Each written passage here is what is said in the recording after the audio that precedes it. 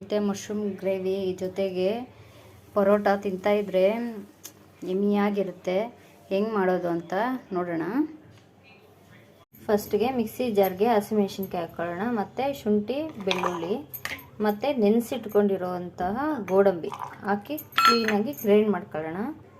ಮತ್ತು ಕ್ಲೀನಾಗಿ ಮಶ್ರೂಮ್ನ ನೋಡಿ ಈ ಥರ ಎರಡೆರಡು ಭಾಗ ಮಾಡಿಕೊಂಡು ಕ್ಲೀನಾಗಿ ತೊಳೆದು ಇವಾಗ ಇದಕ್ಕೆ ಗ್ರೈಂಡ್ ಮಾಡ್ಕೊಂಡಿರೋದು ಪೂರ್ತಿ ಹಾಕೋಣ. ಸ್ವಲ್ಪ ನೀರು ಹಾಕ್ಕೊಂಡು ಗ್ರೈಂಡ್ ಮಾಡಿರಿ. ನೆಕ್ಸ್ಟು ಉಪ್ಪು ಹಾಕ್ಕೊಳ್ಳೋಣ.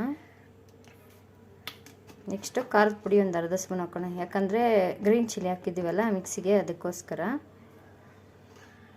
ನೆಕ್ಸ್ಟು ಪೆಪ್ಪರ್ ಪೌಡ್ರ್ ಸ್ವಲ್ಪ ಹಾಕೋಣ, ಪೆಪ್ಪರು. ನೆಕ್ಸ್ಟು ಧನಿಯಾ ಪುಡಿ ಒಂದು ಸ್ಪೂನ್ ಹಾಕ್ಕೊಳ್ಳೋಣ, ಮತ್ತು ಗರಂ ಮಸಾಲೆ ಒಂದು ಸ್ಪೂನು, ಮತ್ತು ಮೊಸರು ಹಾಕ್ಕೊಳ್ಳೋಣ. ಇದಕ್ಕೆ ಸಾಕು. ಈಗ ಕ್ಲೀನಾಗಿ ಮಿಕ್ಸ್ ಮಾಡ್ಕೊಂಬಿಡೋಣ. ಇದನ್ನು ಮ್ಯಾರಿನೇಟ್ ಮಾಡಿ ಒಂದು 20 ಮಿನಿಟ್ಸ್ ಬಿಡೋಣ. ಇವಾಗ ಬಾಣಲಿಗೆ ಎಣ್ಣೆ ಹಾಕ್ಕೊಂಡು ಇದಕ್ಕೆ ಕಸ್ತೂರಿ ಮೆಥಿ, ಪಲಾವ್ ಎಲೆ, ಚಕ್ಕೆ 2, ಲವಂಗ ಮತ್ತು ಸೋಂಪು ಎಲ್ಲ ಹಾಕ್ಕೊಂಡು ಮತ್ತು ಗೋಡಂಬಿನೂ ಒಂದೇ 4 ಹಾಕ್ಕೊಳ್ಳೋಣ. ನೆಕ್ಸ್ಟ್ ಇದಕ್ಕೆ ಕರ್ಬೇವಿನ ಸೊಪ್ಪು ಹಾಕ್ಕೊಳ್ಳೋಣ. ನೆಕ್ಸ್ಟು ಆನಿಯನ್ ಕ್ಲೀನಾಗಿ ಮಿಕ್ಸ್ ಮಾಡ್ಕೊಳ್ಳೋಣ. ಮತ್ತು ಗ್ರೀನ್ ಚಿಲ್ಲಿ 2 ಹಾಕ್ಕೊಂಡಿದ್ದೀನಿ, ಸಣ್ಣದಾಗಿ ಕಟ್ ಮಾಡಿ.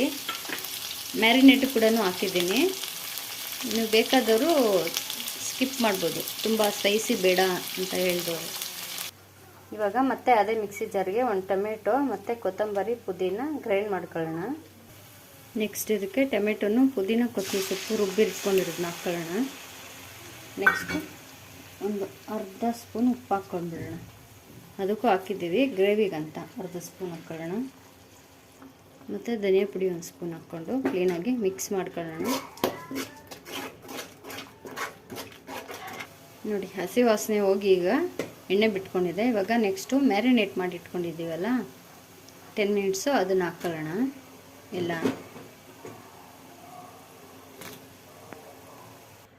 ಒಂದು ಸ್ಪೂನ್ ತುಪ್ಪ ಹಾಕ್ಕೊಳ್ಳೋಣ. 1 ಸ್ಪೂನ್ ಸಾಕು, ಯಾಕಂದರೆ ಎಣ್ಣೆ ಜಾಸ್ತಿ ಆಗಿದೆ, ಅದಕ್ಕೋಸ್ಕರ. ಹಿಂಗೆ ಹಾಕ್ಕೊಳ್ಳಿ.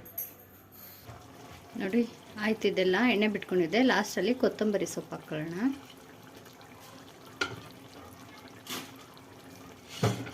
ಸರ್ವ್ ಮಾಡಿಕೊಂಡ್ರೆ ಮುಗೀತು.